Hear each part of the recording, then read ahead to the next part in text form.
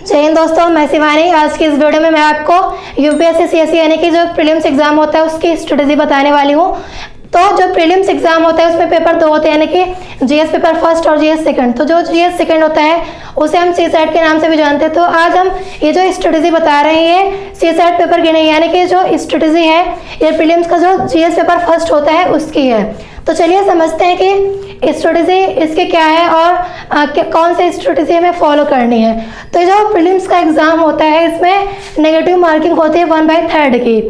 तो ये जो यानी कि प्रीलिम्स का जो सेकंड पेपर होता है वो तो क्वालिफाइंग होता है, लेकिन ये जो प्रीलिम्स का जीएस पेपर फर्स्ट होता है इसके भी मार्क्स नहीं जुड़ते, लेकिन इसकी मेरिट बनती है। तो इसमें भी हमें अच्छे मार्क्स लाने होते हैं। तो इसमें क्या होता है कि कट ऑफ के हिसाब से हमें अपनी तैयारी करनी चाहिए, क्योंकि अगर आप जनरल हो या फिर ओबीसी हो, एसटी हो, तो क्या होता है कि जो जनरल वाले होते हैं उनको ज़्यादा फाइट करनी पड़ती है, क्योंकि उनका जो कट ऑफ होता है वो 105 के आसपास ही जाता है। तो हमें क्या करना है, अगर आप जनरल हो तो 105 के जो यानी कि जो हमारी मार्किंग होनी चाहिए वो 105 के आगे ही होनी चाहिए, उससे कम आपको नहीं करना है।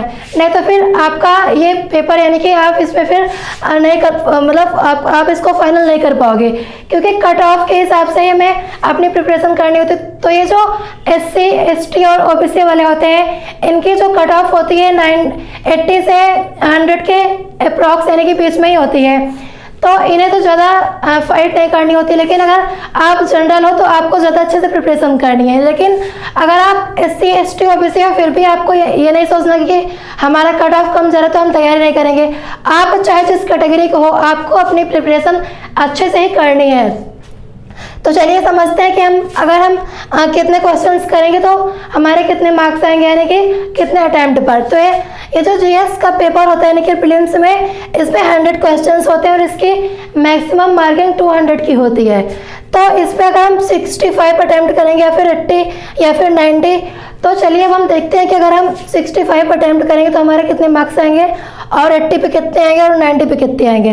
तो जो आपको मैंने बताया था कि मैक्सिमम मार्किंग 200 होती है और क्वेश्चंस 100 होते हैं। तो हमें इसमें अगर हम 65 अटेम्प्ट कर रहे हैं और 10 क्वेश्चंस रॉन्ग हो गए तो इसमें 104 यानी कि मार्क्स आएंगे। तो ये तो आपको फॉलो नहीं करना है, क्योंकि इसमें रिस्क है।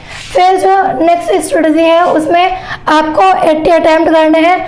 अगर आप 80 अटैम्प्ट कर रहे हो और उसमें से 10 रॉन्ग हो रहा है तो इसमें 113/3.2 आ रहा है, यानी कि इसे आप फॉलो कर सकते हो। इसमें ज़्यादा रिस्क नहीं, क्योंकि क्या है 105 के आसपास ही हमें मार्क्स लाने होते हैं। तो कट ऑफ के हिसाब से वो तो होता है पर ईयर का अलग अलग कट ऑफ जाता है।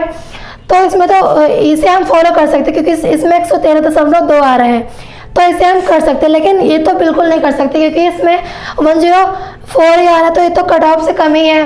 फिर जो हमारी नेक्स्ट स्ट्रेटेजी है उसमें अगर हम 100 क्वेश्चंस में से 90 अटैम्प्ट कर रहे हैं और 25 रॉन्ग हो रहे हैं तो इसमें 115 यानी कि 115 अगर आपके मार्क्स आएंगे तो ये भी सही है, इसे आप फॉलो कर सकते हो। लेकिन अगर 110 से कम जा रहा है या फिर 105 के आसपास है तो आपको उसे नहीं फॉलो करना है। फिर अगर आप 19 अटैम्प्ट कर रहे हो यानी कि 100 क्वेश्चन में से 90 अगर आप अटैम्प्ट कर रहे हो और 22 क्वेश्चंस रॉन्ग हो रहे हैं तो इसमें क्या है कि 122.8 आ रहे हैं, यानी कि 122.8। तो इसे तो आप बिल्कुल फॉलो कर सकते हो। इसे अगर आप फॉलो करें तो फिर श्योरली आपका निकल ही जाएगा, क्योंकि इसमें तो 122.8 है तो ये तो कट ऑफ से ज़्यादा ही है। तो इसमें तो अगर आप जनरल के हो या फिर एससी एसटी ओबीसी आप कोई भी कैटेगरी के हो, अगर आप इसे फॉलो कर रहे हो तो श्योरली आपका फाइनल हो जाएगा, यानी कि आपका एग्जाम निकल जाएगा। आई होप आपको ये सारी चीज़ें अच्छी समझ में आ गई होंगी। तो ये आज के इस वीडियो में मैंने आपको स्ट्रेटेजी बता दी, यानी कि प्रीलिम्स का जो जीएस पेपर फर्स्ट होता है उसकी। तो अगर आपको हमारी वीडियो समझ आई तो लाइक और शेयर करें और हमारे चैनल को सब्सक्राइब करना ना भूलें। Thank you.